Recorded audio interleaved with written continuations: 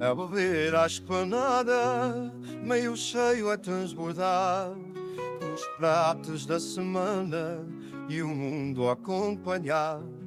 Traz um fino até ao cimo de uns tromoços, mas sem casca, que agora eu vou ouvir o político de tasca. Olá a todos, sejam bem-vindos ao segundo episódio do Política de Tasca. Muito obrigado a todos os que viram o primeiro episódio, às pessoas que expressaram o seu apoio, que comentaram e que deixaram o seu desejo para que este podcast não termine, para que continuemos a falar de política num ambiente mais acessível. Deixem-me só dizer-vos que este podcast está a ser gravado na sexta-feira, dia 6 de junho, ou seja, às 13h49 da tarde, ou seja, provavelmente no mundo em que nós vivemos, e isto é quase como uma repetição do preâmbulo da semana passada, podem acontecer outras façanhas, outras peripécias, entre o período em que este episódio está a ser gravado e o período em que ele irá ser publicado. Daí eu achar relevante dizer-vos sempre a data e a hora a que estou a gravar o episódio. E que semana que nós tivemos. Este episódio vai tentar cobrir, eu penso que em parte, porque vai ser complicadíssimo cobrir todos os assuntos políticos da semana de 31 de maio a 6 de junho, inclusive. Mas vamos tentar. Por isso, hoje não há necessidade de estarmos a desenvolver muito esta introdução. Vamos, mas é passar para a nossa primeira rubrica, para os pratos da semana. Bem, nós esta semana temos dois grandes pratos, e peço desculpa por este barulho, foi um lápis aqui a cair na mesa. Dois grandes pratos e dois aperitivos. Vamos tratar dos aperitivos primeiro, vamos tentar simular que são duas entradas para os dois pratos principais. E não porque estes dois assuntos iniciais sejam menos importantes, pelo contrário, eu acho que são de grande importância para o panorama político nacional, mas porque em qualquer outra semana isto seriam pratos principais. Acontece que nesta semana aconteceu tudo. E já vamos tratar um bocadinho mais em detalhe dos pontos mais importantes da semana. Portanto, neste primeiro aperitivo nós temos finalmente a formalização da candidatura de António José Seguro. Eu confesso que era uma candidatura que eu esperava que acontecesse. Eu já andava a contar que António José Seguro se candidatasse já pelo menos talvez desde a moção de confiança do governo, que eu tive quase a certeza que ele se candidataria. Acontece que ele formalizou a candidatura pouco tempo depois de fazer aquele célebre comentário na CNN em que diz as tais 3 valências da sua candidatura: se pode ser candidato, posso; se quero ser candidato, quero; se vou ser candidato, ainda não sei. Agora já se sabe, vai ser candidato. Como não houve grandes avanços neste assunto, não vamos dissecar assim tanto, mas, como é óbvio, da minha parte eu desejo a maior das sortes a António José Seguro para a sua campanha, e que sejam umas presidenciais renhidas e, sobretudo, que o povo vote nas urnas, que é o mais importante. No segundo aperitivo temos uma demissão, que é a demissão de Rui Rocha da liderança da Iniciativa Liberal e, consequentemente, a já formalização da candidatura de Mariana Leitão ao seu lugar. Por partes, Rui Rocha foi um líder que deixou um pouco a desejar para os liberais, até porque vinha aquela pujança toda de João Coutinho Figueiredo e o partido ficou um pouco aquém a nível de crescimento. Ainda assim, estando o juízo de facto feito, eu tenho de fazer um juízo de valor, que é: eu gostei bastante da liderança de Rui Rocha. Fazendo já aqui uma declaração de interesses, eu não votei em Rui Rocha em nenhuma das eleições a que ele se propôs. Ainda assim, eu gostei bastante da liderança dele. Acho que o problema de crescimento da Iniciativa Liberal não se trata de um problema de lideranças ou de um problema de carisma, mas sim de um problema de ideologia. E isso prova-se pelo crescimento da Iniciativa Liberal. Uma vez que João Coutinho Figueiredo era um líder considerado de forma unânime mais carismático do que Rui Rocha e acabou por também não conseguir levar a Iniciativa Liberal aos grandes voos que se propunha. Vamos ver como é que Mariana Leitão e o potencial segundo candidato, aparentemente não será Bernardo Blanco, ele já veio dizer em entrevista que não será candidato. Vamos ver como é que corre as lideranças internas da Iniciativa Liberal, estes despiques, estas eleições diretas, que à partida não serão como as do PS de candidato único, haverá uma disputa interna. No dia em que surgirem mais candidatos, cá estaremos para os comentar e para tentar tecer algumas considerações sobre o futuro da Iniciativa Liberal. Ainda assim, na minha opinião, Rui Rocha foi um bom líder político. Penso que a Iniciativa Liberal ganhou com ele, porque desviou-se um pouco daquela ideia de empreendedorismo ao máximo, que vinha com a experiência extra-política de João Coutinho Figueiredo, e começou a tentar juntar-se um pouco mais ao português comum.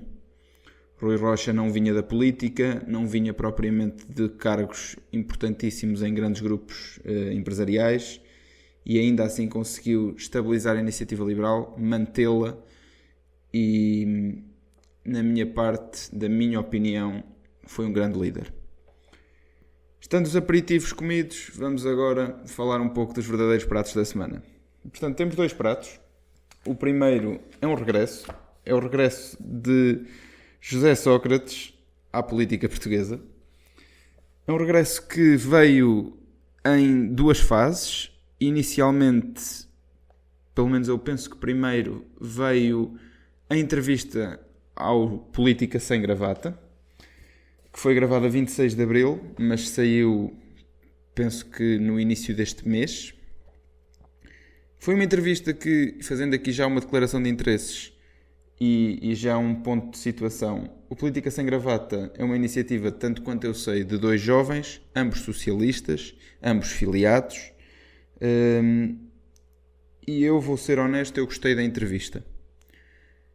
O meu apreço por José Sócrates não é o maior, o meu apreço pela ideologia dele não é o maior, mas antes de entrarmos mais em detalhe, eu tenho de dizer que José Sócrates foi provavelmente o último líder de Estado, o último estadista português que realmente se esforçou em modernizar um setor que eu valorizo imenso, que é o setor da educação.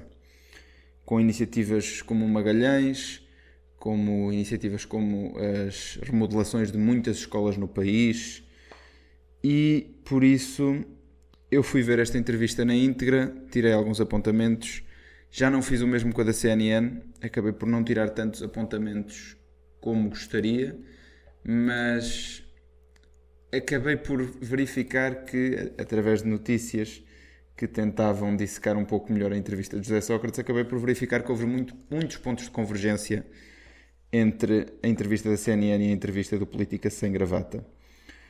Bem, esta entrevista do Política Sem Gravata foi uma entrevista sem contraditório. Ainda assim, eu achei que foi uma boa entrevista.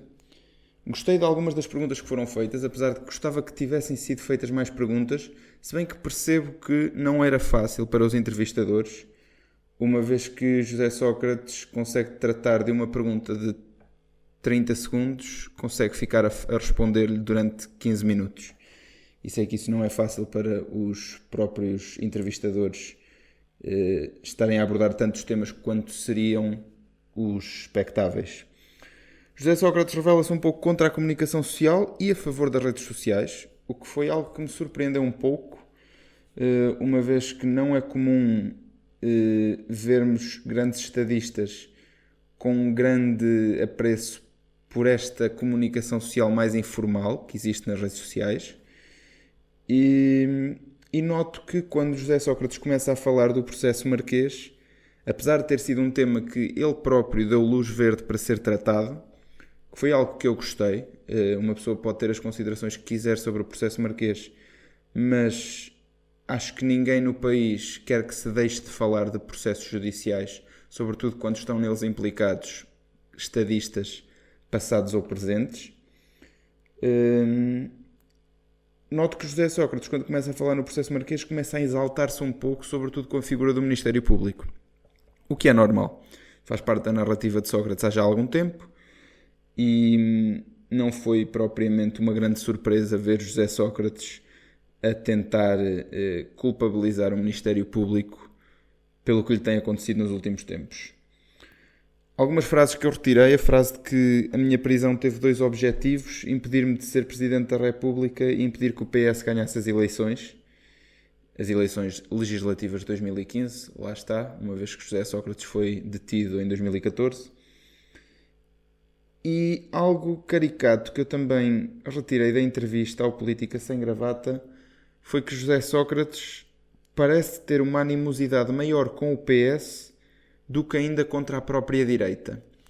Certo que dá às vezes uma no cravo e outra na ferradura e procura dizer que, certo, a culpa de eu ter estado tão afastado da política e ter sido quase como excomungado do PS é do próprio PS, mas esperava vê-lo mais intempestuoso com a direita e não aconteceu. José Sócrates nota-se que tem uma animosidade muito presente contra António Costa e, por outro lado, que tem um grande apreço por Pedro Nuno Santos. Tanto é que na entrevista à CNN ele chega a dizer que a atitude de Pedro Nuno Santos, ou melhor, a atitude do PS contra ou com o ex-secretário-geral, com o Pedro Nuno Santos, foi mesquinha e confrangedora, quando lhe tentam atribuir a responsabilidade pela derrota eleitoral. Há que concordar, há que discordar, não é propriamente o mais importante, mas o certo é que isto revela que José Sócrates está acima do partidarismo, uma vez que foi um dos políticos das fileiras do PS, que foi o último menino de ouro do PS, talvez, caso estas legislativas não tenham tido os contornos finais que tiveram, Pedro Nuno Santos lhe sucederia como o menino de ouro do PS. Isso acabou por não acontecer e, de facto, José Sócrates mostra-se agora contra o PS, dizendo até aos entrevistadores: 2 jovens socialistas, que me perdoem, mas perguntem lá no vosso partido o que é que se passa. Ou seja, José Sócrates afasta-se completamente da ideia de que o PS também é o partido dele, uma vez que ele próprio até já se retirou do partido. Não deixa de ser engraçado, e isto de um ponto de vista mais pessoal, deu-me uma certa piada ver que a vinda de José Sócrates à política acaba por ser o assunto mais impactante para a esquerda portuguesa da semana. E isto revela um pouco o estado em que a esquerda está. Muitos membros da direita que estão neste momento presentes no Parlamento vieram até troçar um pouco disso, dizer que isto prova como o PS está morto. Um deles foi um deputado do Chega eleito por Viseu, João Tili, que veio dizer que, de facto, que isto prova como é que o PS está morto, uma vez que José Sócrates é o último grande político, e penso que isto foi dito entre aspas, que sobra no PS. Um visionário, muita gente o chama, à parte das questões judiciais, um grande estadista. Não deixa de ser engraçado. E penso que apanha até um pouco o próprio PS desprevenido, porque aparentemente José Sócrates estava morto politicamente. Eu confesso que não acredito que José Sócrates tenha um futuro na política, mas na política nunca se diz nunca. Nada garante que de hoje à amanhã José Sócrates não seja ilibado de todos os crimes pelos quais foi acusado e que procure uma potencial vitória presidencial ou até voltar à política parlamentar. Eu não acredito muito, mas veremos o que o futuro nos traz. No segundo prato da semana falamos um pouco de Luís Montenegro, indigitado, já com o governo composto. Vai ser difícil falar muito do governo, portanto eu vou só referir uns pontos muito breves sobre o governo e depois queria dissecar um bocadinho melhor o discurso de Luís Montenegro.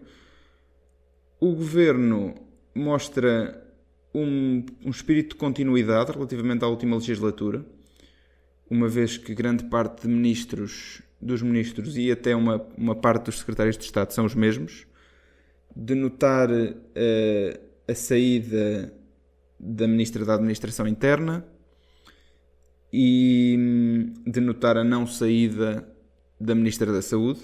Surpreendeu-me. Eu esperava que Luís Montenegro substituísse na pasta da Saúde, uma vez que foi uma pasta que lhe deu tantas dores de cabeça na última legislatura.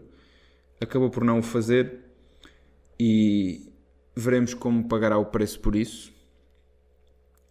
O facto de centralizar na ministra Margarida Balseiro Lopes 3 ministérios, agora convertidos num, Ministério da Cultura, Desporto e Juventude. Também não sei se terá sido a melhor opção, uma vez que eu sou das pessoas que acredita que o Ministério da Juventude e da Cultura não são uma e a mesma coisa, e ainda que perceba para a criação do novo Ministério Adjunto da Reforma do Estado a necessidade de cortar um Ministério já existente, também consigo entender os argumentos de que não era ali que se devia ter cortado. Eu também não consigo propriamente dar uma opinião em que ministério é que deveria ser cortado. Não me surgem propriamente grandes ideias e acho que não teria sido um mau sinal manter o Ministério da Cultura separado do Ministério da Juventude, em vez do que foi feito.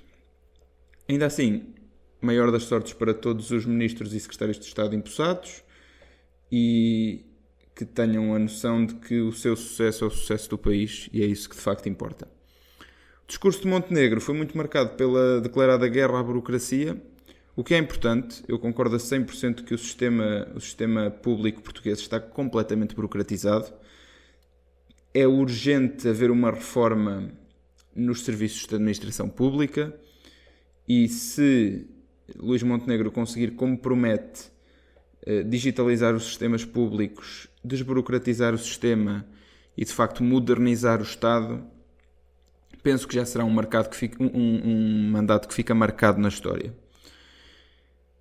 Defende muito as novas reformas do Estado, o que acaba por justificar um pouco a criação do Ministério da Reforma do Estado, e encabeçado por Gonçalo Saraiva Matias, e penso que poderá ser um mandato que primará não por tapar buracos, que foi o que aconteceu no mandato de 11 meses, e era necessário, ninguém questiona isso. Houve muita gente, e eu inclusive, que estariam à espera de um pouco mais de espírito reformista de Luís Montenegro. Acabou por não acontecer. Esperemos que neste momento, já com os meios necessários, com um reforçado apoio parlamentar ou com uma reforçada bancada parlamentar, que de facto tenha todas as possibilidades e mais algumas para pôr em prática um plano reformista para o Estado. De sublinhar a frase "a reforma do Estado é mesmo para fazer", ainda assim, como não pode ser tudo um mar de rosas, eu apontei 2 lacunas no discurso de Luís Montenegro: a falta de menção, ou a menção não tão delineada aos jovens, penso que faltou um pouco, e também eu gostaria de ter ouvido mais sobre o tema da educação. Acho que quando se falam em reformas do Estado, acho que a educação acaba por ser sempre o parente pobre dos ministérios, o parente pobre do governo. A continuidade de Fernando Alexandre, que apesar de eu gostar bastante do seu currículo e achar que foi um ministro que no cômputo geral esteve bem, sinto que tem pouco pulso, ou demonstrou pouco pulso, para a própria reforma da educação, que eu acho que é urgente. Ainda assim, o melhor é esperarmos um pouco para ver o governo em funções, para apenas depois tecermos as próprias considerações.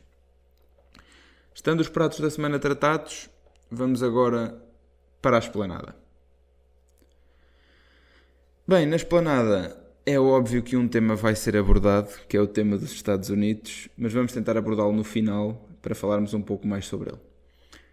Na esplanada vamos primeiro à Polónia, onde o candidato conservador Karol Nawrocki ganhou as eleições presidenciais, com uma diferença apenas de 1,78 pontos percentuais, que pode ser um pouco explicada pelo eleitorado mais desiludido, de forma semelhante ao que aconteceu no resto da Europa, com esta vaga de extrema-direita e de direita radical a tomar de assalto, entre aspas, os principais governos democráticos de esquerda e centro-direita que existiam na Europa. Esta semana, em consequência disso, o primeiro-ministro polaco Donald Tusk já apresentou uma moção de confiança, que vai ser votada no Parlamento no dia 11 de junho, ou seja, em princípio trataremos deste tema no próximo Política de Tasca, mas já houve uma declaração de unidade dos líderes da coligação, um pouco em antecipação da instabilidade, que em princípio virá no povo polaco. Mais a norte, na Holanda, Geert Wilders abandonou a coligação. O líder do partido radical já veio dizer no Twitter que, como não houve nenhuma assinatura para os planos de asilo e nenhuma alteração no acordo geral, o partido irá deixar a coligação. Isto faz com que hajam novas eleições, uma vez que o governo deixa de ter o apoio parlamentar que necessita para exercer as funções em continuidade. Esperemos que Geert Wilders saiba o que está a fazer, porque eu acho que o pior que poderia acontecer seria um governo ser deitado abaixo para as eleições reforçarem exatamente da mesma forma a votação. Ainda que haja uma grande alteração de votos que muita gente possa considerar como perigosa, por exemplo, o partido de Geert Wilders ganhar as eleições na Holanda, há muita necessidade de uma eleição significar alguma coisa. Um exemplo mais claro para ser mais fácil de compreender: cá em Portugal, as eleições deram uma maioria reforçada à AD e a alteração do principal partido da oposição. Isso já é alguma coisa. Mas tenho a certeza que caso as eleições dessem exatamente a mesma votação das eleições anteriores, que seriam provavelmente as piores eleições na história de Portugal.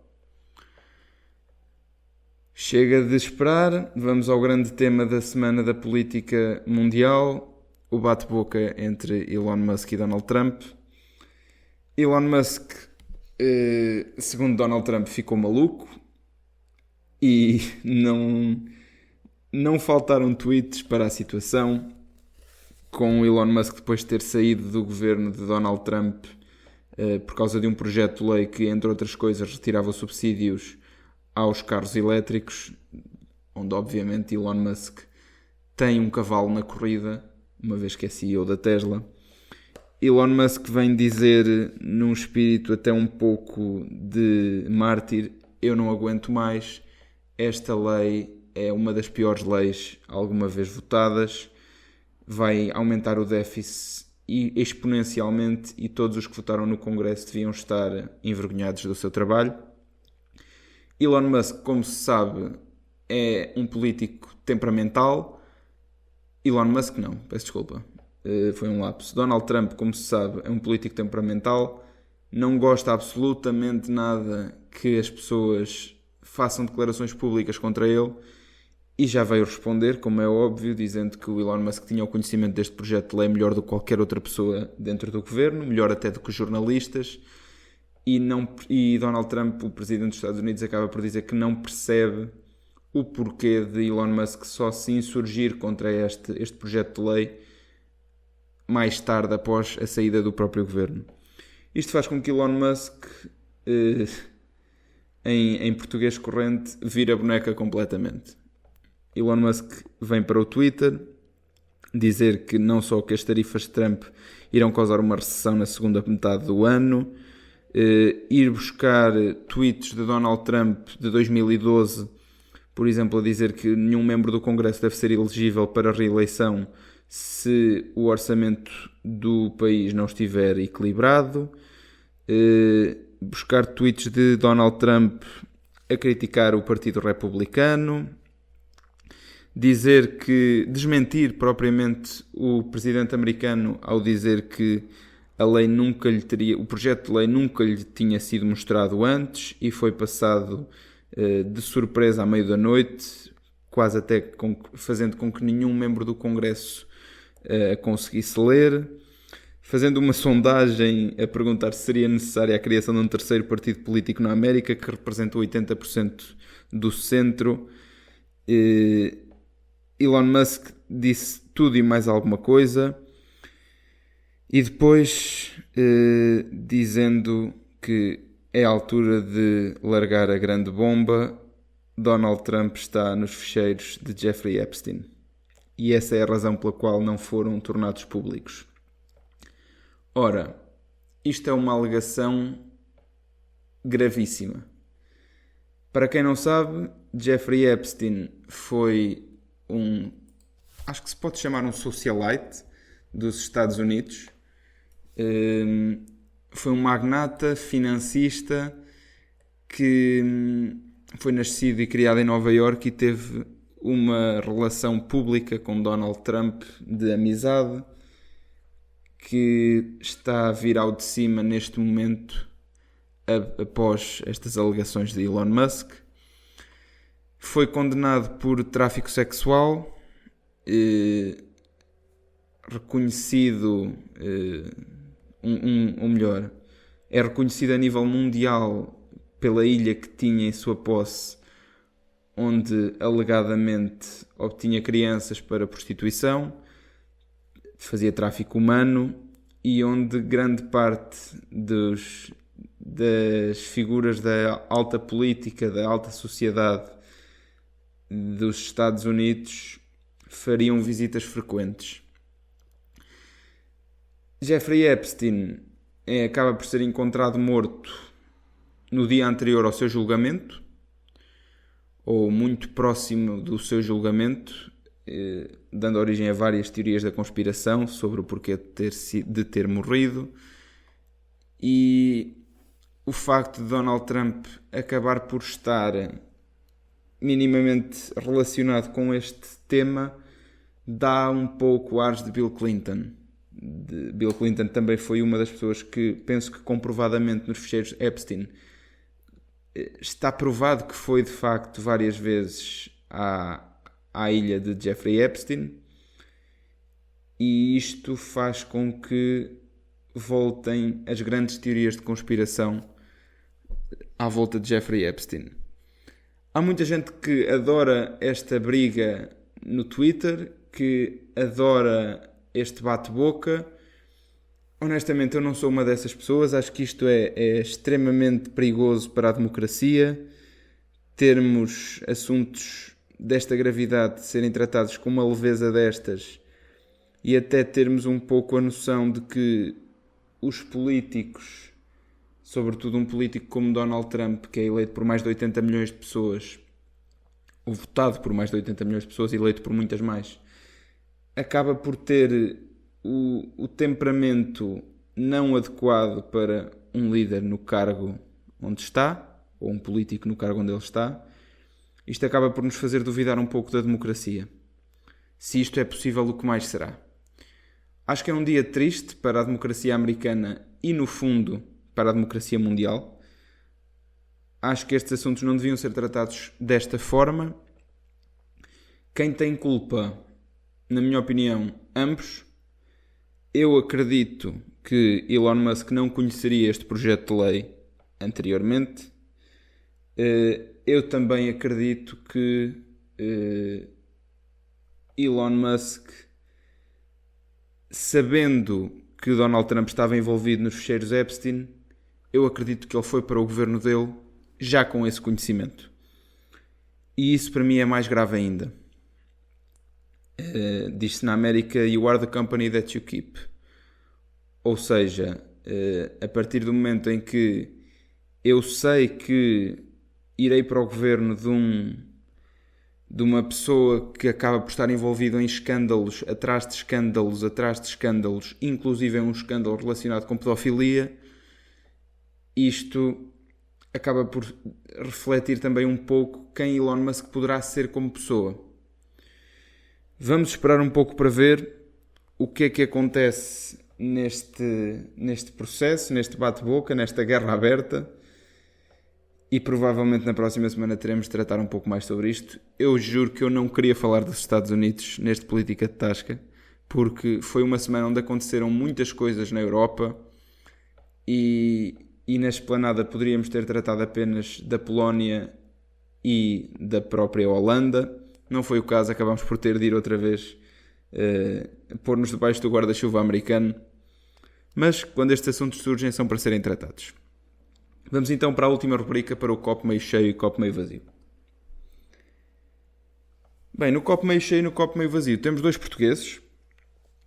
E este copo meio cheio, copo meio vazio, vem diretamente da eleição para Presidente da Assembleia da República e vices e secretários.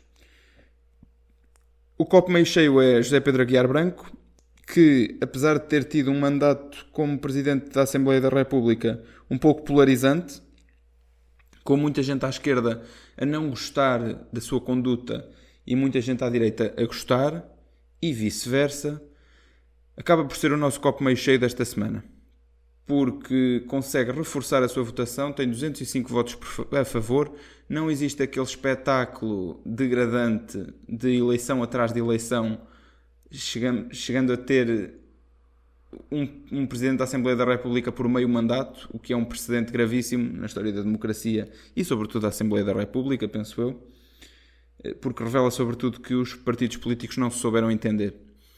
O copo meio vazio é Diogo Pacheco de Amorim, que, apesar do acordo verbal entre PSD, ou melhor, AD para ser preciso, Chega, PS e restante Assembleia da República, acaba por não conseguir confirmar a sua eleição à primeira volta, surgindo até a ideia de que teriam sido os próprios deputados do Chega que não teriam votado nele. Esta ideia já foi refutada por Pedro Pinto, pelo líder parlamentar do Chega atualmente em funções, que veio dizer que não admitiria, neste caso numa disputa com Carmo Afonso, jornalista e comentadora da RTP, que não admitiria que alguém dissesse que os próprios deputados do Chega não votariam no seu colega para vice-presidente. Nisto, Diogo Pacheco de Amorim vem dar uma entrevista em que diz que admitia que 2 ou 3 não votassem nele para vice-presidente da Assembleia da República. Eu percebo o que ele quer dizer, porque ele logo a seguir diz, mas nunca admitiria que 7 ou 8 não votassem, mas isto penso que colide um pouco com a estratégia de comunicação do Partido Chega, uma vez que o que surge nas manchetes dos jornais é que 2 ou 3 são capazes de não ter votado em mim. Isto mostra que Diogo Pacheco de Amorim não é unânime no seu próprio partido, dito por ele, não sou eu que estou a dizer nada, é dito pelo próprio, que não é unânime dentro do partido e, como é óbvio, não é unânime no resto da Assembleia. Eu acredito que mais deputados da AD não votaram nele do que do Chega, como é óbvio, nem outra coisa seria de esperar. Ainda assim, eu também acredito que, ouvindo Diogo Pacheco de Amorim, os próprios deputados do Chega, alguns pelo menos, não tivessem votado nele. Ele próprio tem noção de que não é uma figura unânime e acho que cria também um precedente um pouco mau dentro do próprio Partido Chega, porque prova que nem no interior do partido existe unanimidade que não seja André Ventura, solidificando e consolidando assim a tese de que o Chega é um partido de um homem só. Vamos ver como é que corre este mandato a estes dois políticos, a José Pedro Aguiar Branco e a Diogo Pacheco de Amorim. Mais uma vez, muito boa sorte aos dois. O vosso sucesso é o sucesso de Portugal e todo o país torce pelo sucesso dos seus políticos. Da minha parte é tudo. Espero que tenham gostado deste segundo episódio do Política de Tasca. Mais uma vez, qualquer dúvida ou assunto que queiram ver esclarecido que tenham, por favor deixem nos comentários. É bastante importante o apoio de toda a comunidade. Continuem a fazer política. A Tasca abre para a semana para tratar mais alguns temas, para dissecar os pratos da semana e para estar um bocadinho à esplanada. Da minha parte é tudo. Até à próxima. A beber à esplanada, meio cheio a transbordar, os pratos da semana e o mundo a acompanhar.